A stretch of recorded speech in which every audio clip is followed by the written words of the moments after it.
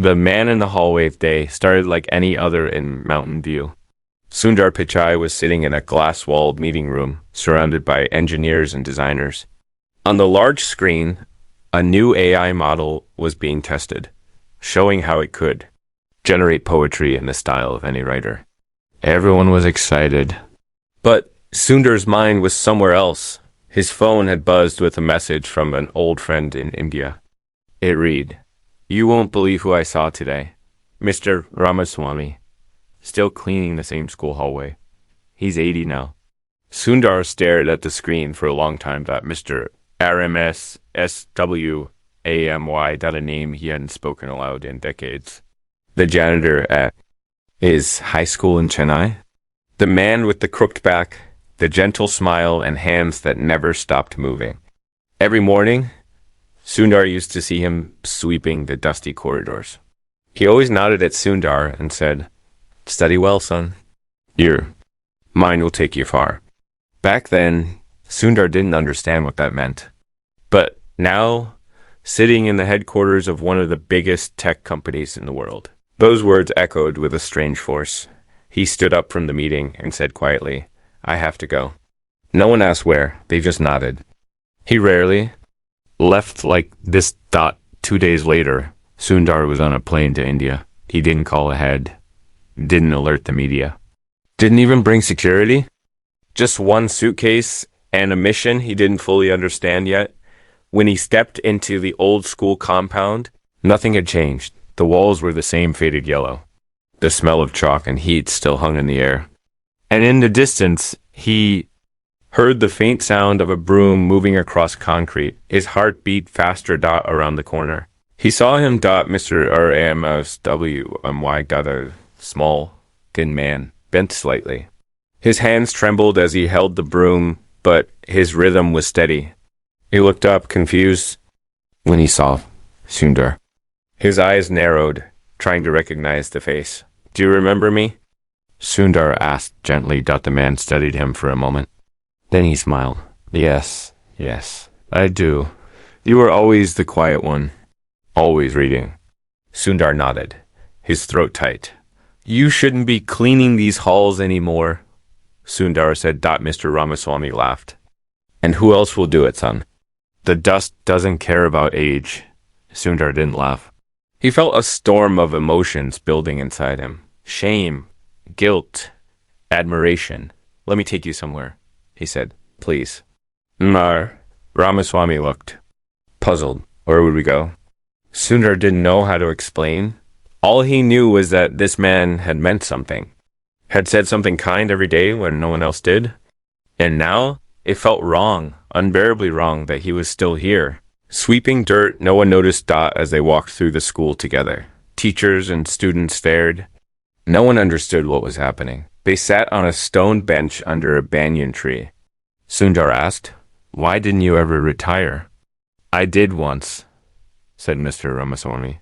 "But after 3 months, I missed the noise, the children, the feeling of doing something. So I came back." "Do you have family?" "A daughter, married. She lives in Pune." "I don't want to trouble her." Sundar looked at the worn shoes on Mr. Ramaswamy's feet. The holes, the frayed edges. He had money now more than he could ever spend. But for the first time in a long time, he felt small. "What if I told you that you changed my life?" Sundar asked. The old man smiled again. "How could a janitor do that?" Sundar whispered, "Because you were the only one who believed I could go far." They sat in silence. The air was thick with heat and memories. Then Sundar stood up and said, "Something no one expected.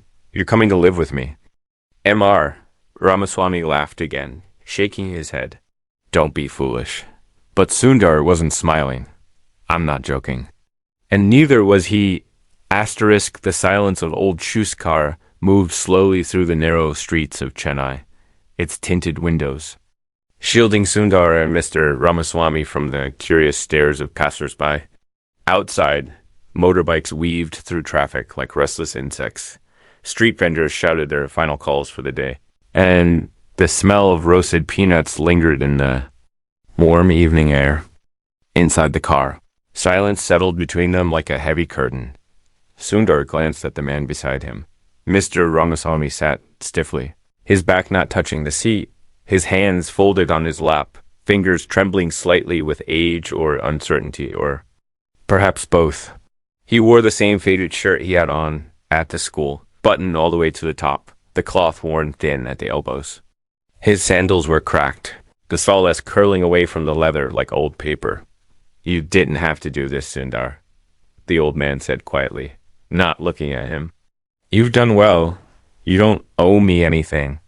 The words hit Sundar like a soft blow. Part of him wished the man had accepted his gesture with open arms, had smiled and said thank you, had leaned back and enjoyed the comfort without guilt. But that wasn't the man he had known. Mr. Ramaswamy had always carried himself with quiet dignity. Even while scrubbing chalk dust from forgotten corners, he didn't believe in shortcuts. He didn't ask for kindness. He gave it freely, but never expected it in return. "I didn't do this because I owe you," Sundar said. "I'm doing this because it's right." "Amar," Ramaswamy turned to him. His eyes were soft but searching, as though he were trying to read something deeper in Sundar's face. "Right and wrong," he murmured. "Sometimes they're just two sides of memory." They didn't speak again for the rest of the ride. The car pulled into a quiet gated guest house near the outskirts of the city. It wasn't extravagant. Sundar had chosen it on purpose. Something simple, clean, quiet, a place for rest, not a statement. As the driver opened the door, Sundar helped Mr. Ramaswamy out. The old man's steps were slow but steady dot inside. A caretaker had already arranged the room on the ground floor. Soft lights glowed on pale walls, fresh bed sheets, a pitcher of cool water, a small balcony that looked out at a tree swaying in the warm wind. The air smelled faintly of jasmine. Mr. Ramaswamy stood in the doorway for a long time. He didn't step in. "You want to sit down?" Sundar asked, placing a hand gently on his shoulder. The old man shook his head. "I never thought I'd sleep anywhere other than that little room behind the school kitchen." Sundar smiled. That room had no windows. "Yes," Mr. Ramaswamy replied, with the ghost of a smile. "But I always left the door open." Later, after he had bathed and changed into a simple cotton kurta Sundar had brought, they sat across from each other at a small table. A bowl of hot rasam sat between them. Neither of them spoke at first. They simply ate. The taste of it, familiar, earthy, warm, seemed to unlock something deeper than hunger. "Why now?" Ramaswamy asked, gently breaking the quiet. "All these years, why come looking for me now?" Sundar stared into his bowl. It was a hard question to answer. Not because he didn't know, but because the answer felt bigger than words. For a long time, he had been caught in a whirlwind of meetings, launches, deadlines, numbers. Success had come like a storm, loud, fast, relentless. But something had always tugged at the corners of his memory. A quiet voice. A pair of dusty shoes. A kind word on a day when he felt invisible. "I forgot," Sundar said finally. "I forgot what mattered. And when I remembered, I was afraid I might be too late." Ramaswamy nodded slowly. "I used to wonder what happened to you. And I saw you on the news one day. A young man from our school, making waves in America. I was proud. Not just because you became, but because you didn't lose your voice." "I almost did," Sundar whispered, "many times." They sat in silence again. But this time, it wasn't heavy. It was deep, the kind of silence that feels like a shared understanding between two people who don't need to fill. The air to feel close. "I want to show you something tomorrow," Sundar said. "Something important, more important than this rasam." "Mr. Ramaswamy asked, smiling again, the lines in his face deepening, much more. The old man leaned back, the smallest sigh escaping him. "Then I suppose I'll stay one more night?" But he didn't know yet that this night would mark the beginning of a story he had never imagined. Asterisk. Shadows of forgotten Namath's name echoed through the open air like a thread pulled loose from the past. Lavanya Ramaswamy. Sundar turned slowly toward the gate, his face pale, the phone still resting where it had fallen. The night moments ago peaceful suddenly felt charged with an invisible current. Laanyya. The name had lived only in the edges of a file Sundar had once scanned. A passing mention in Mr. Ramaswamy's story the day before. My daughter. She lives in Pune. I don't want to trouble her, but she wasn't in Pune. She was standing at the gate of the guest house, clutching a small cloth bag to her chest, her face drawn with the kind of exhaustion that doesn't come from travel, but from years of quiet grief. Sundar walked toward her slowly. Unsure to say. She looked up at him, eyes sharp, curious, and cautious all at once. You're him, aren't you? She said. You're the man who took my father from the school. He nodded. Yes, my name is Sundar. She gave a tight, almost unreadable smile. I know. Behind them, the caretaker hovered awkwardly, unsure whether to leave or listen. Sundar thanked him softly, then gestured to the small garden bench just inside the gate. Can we talk? He asked. Lavanya nodded, stepping inside. The light from the balcony above shone softly on her face. She looked like her father, same nose, same quiet dignity, but there was a tiredness in her, one that spoke of battles fought in silence. They sat down. For a moment, neither spoke. The sounds of the night returned, the occasional bark of a stray dog, the rustle of palm leaves, a rickshaw horn in the far distance. He's asleep, Sundar said finally. He had a long day. Lavanya exhaled slowly, almost in relief. He always does. Why didn't you come sooner? Sundar asked, carefully. She didn't flinch. She just looked down at the bag in her lap. I didn't know where he went. The school called me. Late, by then he was gone. No one could explain much. Just said a man came and took him. She paused. They made it sound like kidnapping? Sundar felt the weight of that word. He understood how strange it must have seemed. I never meant to take him from you, Sundar said. I only wanted to give him rest. Lavanya looked up then, and for the first time, Sundar saw something deeper than weariness in her eyes' guilt. I should have been the one to do that, she said. But I let him stay there. I told myself he liked it. I told myself he was too proud to move in with me. He said he didn't want to trouble you. She nodded slowly. He says that to everyone. But the truth is, I think he stopped expecting help a long time ago. The words lingered, heavy and sharp. Sundar leaned forward. You can still be part of this. I want you to be. She looked surprised. What do you mean? He hesitated. Part of him had planned everything alone, but something about her presence shifted the air. It reminded him that this wasn't just his mission. It wasn't a rescue. It was a reunion long overdue. Tomorrow, Sundar said. I'm flying him to Delhi. He doesn't know yet. But I've arranged something big. I want him to be honored. Not as a janitor, but as a man who quietly changed lives. Lavanya blinked, stunned. Honored? In Delhi? At the National Educators Forum. I'm speaking there. I want to tell his story. In front of everyone. For a moment, Lavanya said nothing. Then, her voice cracked a little as she whispered, He always told me stories about the kids he saw grow up. How he believed in them even when their teachers didn't. I used to think he was just trying to feel important. But maybe he was right. He was more than right, Sundar said. He made me believe in myself, when no one else did. Lavanya reached into her bag and pulled out a small object wrapped in cloth. She unwrapped it gently. Inside was a faded photograph. Sundar leaned closer. It was a black and white picture of a much younger Mr. Ramaswamy, sitting on a low wall, with a boy beside him. The boy was smiling, awkwardly, holding a stack of books. Sundar felt a shiver run through him. That's you, Lavanya said. He's kept this for years. The truth of it hit him harder than he expected. Not just a photo. A memory carried in silence. Can I see him? She asked softly. They walked together through the hallway. Sundar pushed the door open gently. Inside, the old man was sleeping peacefully, a thin blanket pulled to his chest. His face, usually so alert, was soft and still like a child's. Lavanya stood in the doorway, tears slipping silently down her cheeks. He doesn't know how much I needed him, she whispered. Maybe he does, Sundar replied. And maybe tomorrow, the world will, too. Asterisk, the man behind the broom as the car rolled out of Chennai. The rising sun painted the sky with strokes of soft gold and pink, casting a quiet glow on the narrow streets and sleepy rooftops.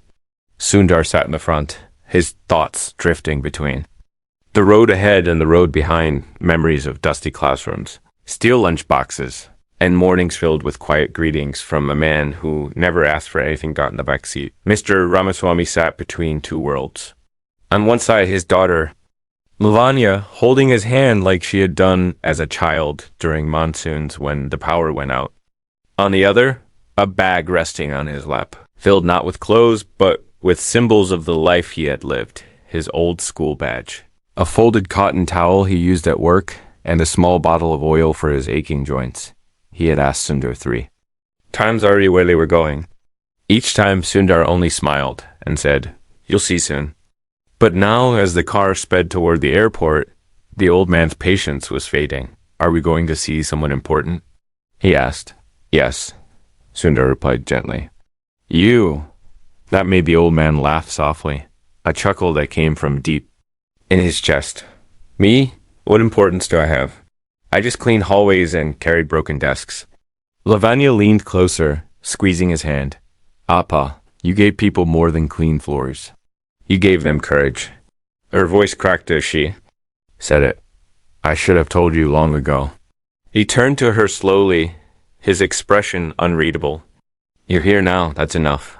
At the airport, everything had been arranged in silence. No flashing cameras, no media vans, no announcement. Sundar had personally requested that the staff not reveal anything. He wanted this part too. Be quiet, to protect the dignity of a man who had lived his life avoiding attention, but someone else had already lit the match, unknown to Sundar or anyone in his team. The stranger who had filmed them outside the guest house had uploaded the video. That morning, it showed the 80-year-old janitor being gently helped into a car by the CEO of Google and a woman who looked like his daughter. The caption read simply, "This is how you honor the real heroes." By the time the flight landed in Delhi, the video had been viewed over 5 million times. People began asking questions. Who was the man? Why did Sundar Pichai call him sir? And why was the world only hearing this story now? As they stepped out into the cool air of Delhi's early evening, Sundar could feel the shift. Airport workers paused mid-task. A young girl in a school uniform tugged at her father's sleeve and whispered, "That's him, right? The man from the video?" But Sundar kept them moving. They were driven to a quiet residence near Rajpath. Inside, a small team of event planners, coordinators, and security staff had gathered. Most were professionals used to dealing with powerful guests. But when they saw Mr. Ramaswamy step out of the car thin, frail, wearing sandals and old cotton kurta, something softened in them. One of them, a young man in a dark jacket, approached him with folded hands. "Sir," he said, "my father was a school janitor. He died before I got my first job. If he were alive, I'd have brought him here too." Mr. Ramaswamy didn't know what to say. He just bowed slightly, eyes filled with something wordless. And that night, Sundar sat alone in his study. His phone buzzed constantly, with messages from journalists, influencers, and executives. Everyone wanted a story. Everyone wanted a quote. He put the phone down. What mattered now wasn't the noise. It was the moment. He opened his laptop and looked at the speech he had written weeks ago for the National. He deleted it. Every word. Then he started over. He began with a line he hadn't planned to use. "My success is built on the back of a man who picked up my dropped pencil without ever asking for thanks." The next morning, they dressed Mr. Ramaswamy carefully. Sundar had brought him a new kurta pajama set made of soft white cotton. Lavanya combed his hair gently, tying it back as she used to when she was a little girl playing pretend barber. He resisted at first, embarrassed by the attention, but she insisted. When they walked into the conference hall, the room filled with hundreds of educators, officials, and scholars went completely still. Everyone had seen the video. Everyone. I was waiting as Sundar took the stage. He walked with Mr. Ramaswamy by his side. The old man's eyes darted around, nervous, unsure why so many important people were looking at him. Sundar stood at the podium. The microphone hissed softly. Then he began, "We celebrate innovation. We celebrate success. But today I want to celebrate a man who did none of those things the way the world defines them. Yet, without him, I would not be standing here." He paused. The audience leaned in. "This man," Sundar continued, "swept the same floors for over 40 years. He mopped up our spills, fixed broken desks, and told us to study hard. But what he really did, what no one noticed, was believe in children, in futures, in possibility." He turned and gestured toward Mr. Ramaswamy.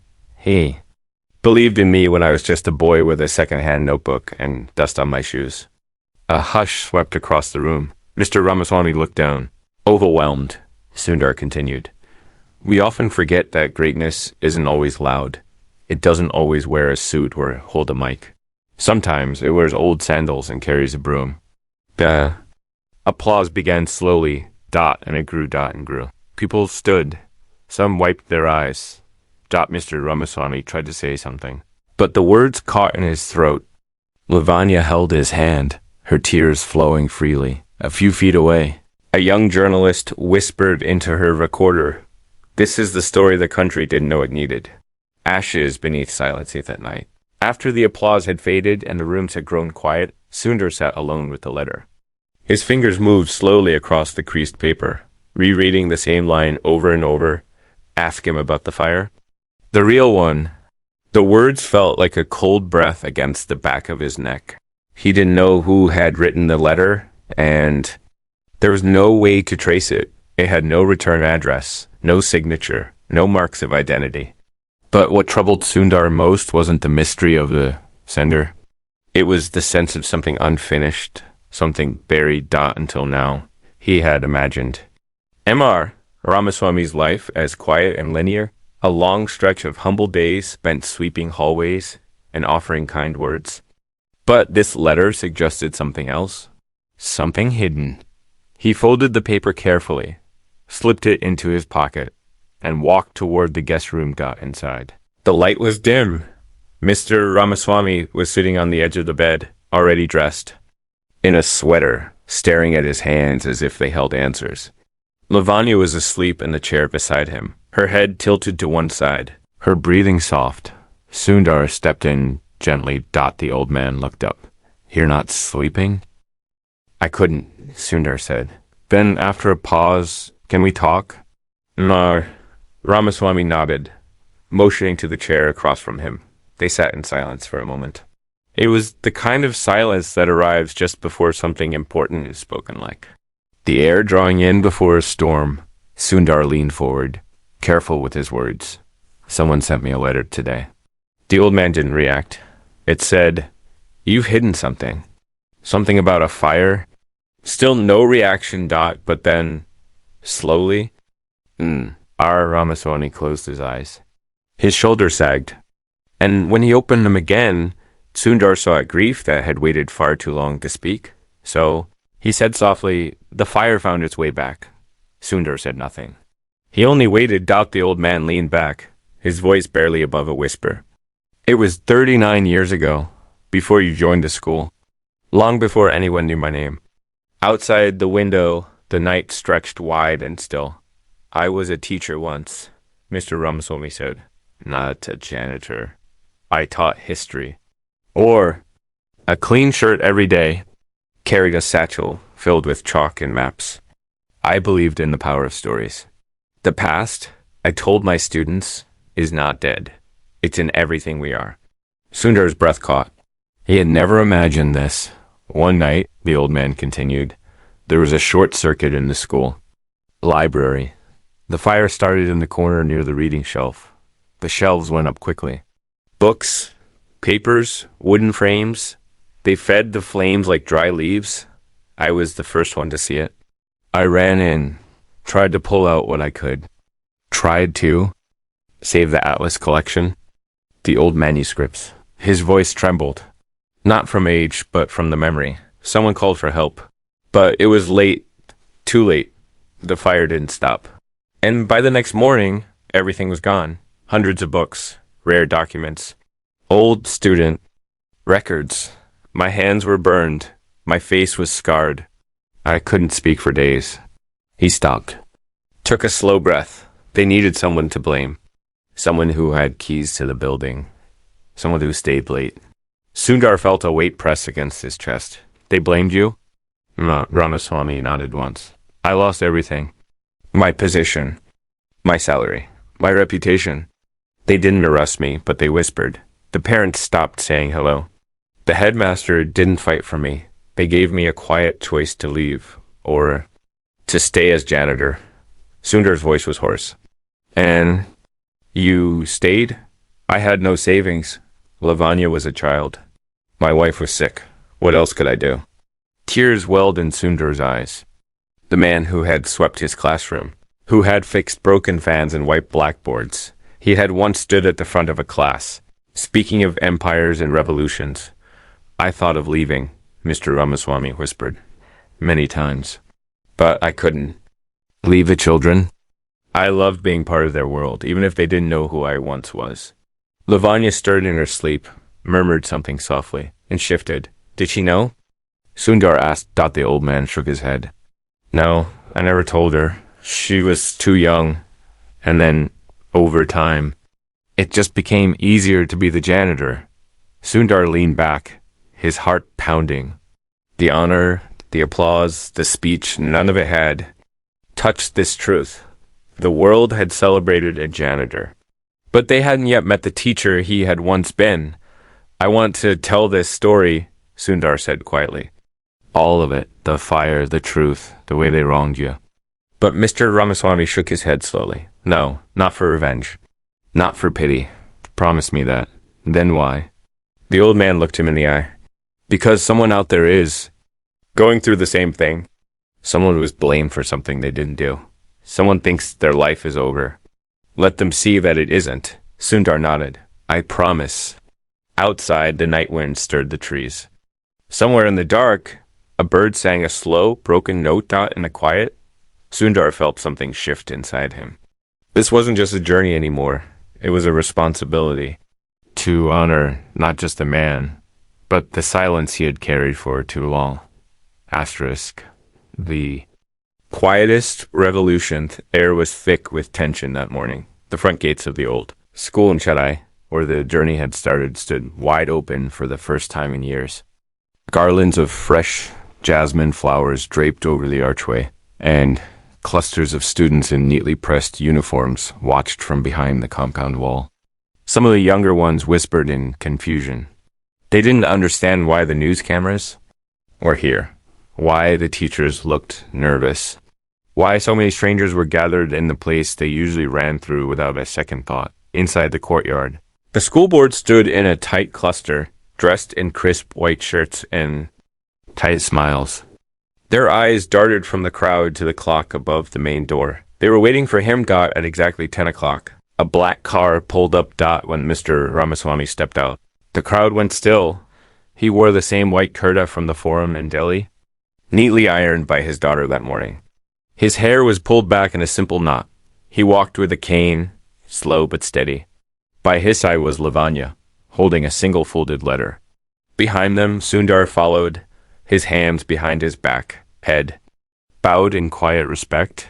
The cameras began flashing. Reporters moved closer, whispering to each other, trying to guess what was about to happen. The school board chairman stepped forward. A microphone had been set up in front of the building. He cleared his throat, then smiled as if the past had never happened, sir, he said loudly. We are deeply sorry for the misunderstanding all those years ago. We now know that we made a terrible mistake, and in honor of your service, we'd like to officially reinstate you as a teacher at this school. Today, we invite you to return to your rightful place in front of the classroom. A murmur moved through the crowd. The cameras zoomed in. Everyone waited. But Mr. Ramaswamy didn't speak. Not at first. Instead, He turned to Sundar and nodded once. Sundar stepped forward, pulling out a small wooden stool that had belonged to Mr. Ramaswamy. During his janitor days, he placed it gently near the microphone dot. The old man sat down, took a breath, and looked out at the children watching him from the shadows of the gate dot. Then he spoke, not with anger, not with drama, but with the calm gravity of a man who had nothing left to prove. I came here 44 years ago as a young teacher, he said. I left this school as a broken man. Not because of the fire, but because no one stood beside me when I needed the truth to be seen. He looked at the board members, who now stood frozen, their smiles fading. You offered me my job back, he said, voice soft but clear. But what you do not understand is, I never stopped teaching. I just did it without a classroom. Every kind word, every pencil I picked up, every child I watched grow, that was my lesson plan. I taught quietly, and my students went further than I ever imagined.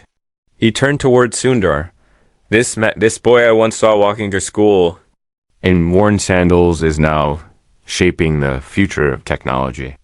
Not because of what I taught him in history, but because of the belief I planted in him when no one else noticed. A tear slipped down Sundar's cheek. Lavanya handed her father the folded letter. He opened it slowly. This is my resignation, he said. Not from this school, but from the silence I have carried for 4 decades. I do not need a title to be fulfilled. I do not need a blackboard to make change. All I need is to be remembered. Not for how I was wrong, but for how I kept going. And then he stood up. The crowd didn't clap right away. They didn't move. For a moment, there was only stillness. Then, one by one, the students stepped out from behind the gate. Not running, not talking, just walking slowly, as if drawn by something they didn't yet understand. They formed a loose semicircle around. A small boy stepped forward and asked, Sir, will you teach us something? And Ramaswamy looked down at the child, then at the school building behind him. Yes, he said softly. I will teach you one thing. He pointed to the broom that still leaned against the old janitor's shed. No work is small, and no person should be unseen. Then he took the boy's hand, led him toward the broom, and together they swept a small patch of the courtyard. The cameras captured it. The moment a man who had once been forgotten by history became a teacher again, not by standing at a podium, but by bending beside a child. Asterisk.